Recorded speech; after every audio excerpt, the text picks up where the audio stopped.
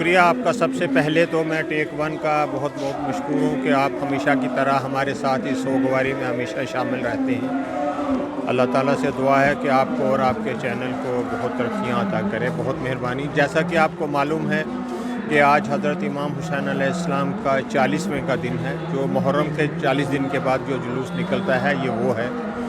ये उस याद में मनाया जाता है कि जब असीरान करबला जब शाम से रिहाई के बाद करबला में वापस आए थे तो सानिया ज़हरा जनाब शहज़ादी ज़ैनब सलामुल्लाह अलैहा जो कि नबी की नवासी थी, उन्होंने हज़रत इमाम हुसैन का 40वां किया था और करबला से होकर उनका काफ़िला जो है वो मदीना के रास्ते गया था। उसी की याद ताज़ा करने के लिए अंजुमन इमामिया जम्मू अपने दीगर सिस्टर अंजुमन्स के साथ ये जो 40वां का दिन है ये मनाती है।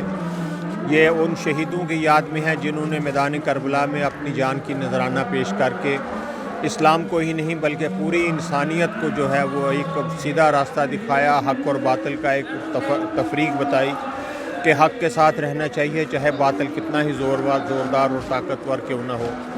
यजीद के पास दुनिया जहान की बेशुमार दौलत थी, 38 मुल्कों में दुनिया में उसकी हुकूमत थी, मगर जनाब ज़ैनब ने और इमाम हुसैन अलैहिस्सलाम के फ़र्जंद ने उसको अपने खुतबों से मिलिया मेट कर दिया और इस्लाम का और दीन इस्लाम का और इंसानियत का परचम हमेशा के लिए बुलंद कर दिया।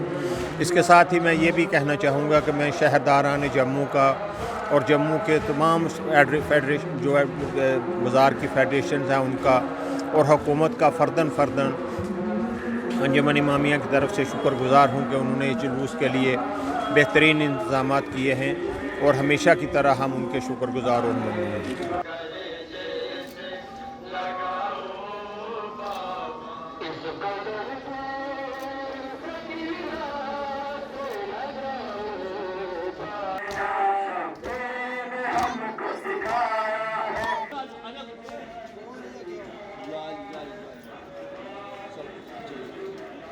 टेक वन अब आपके व्हाट्सएप पर।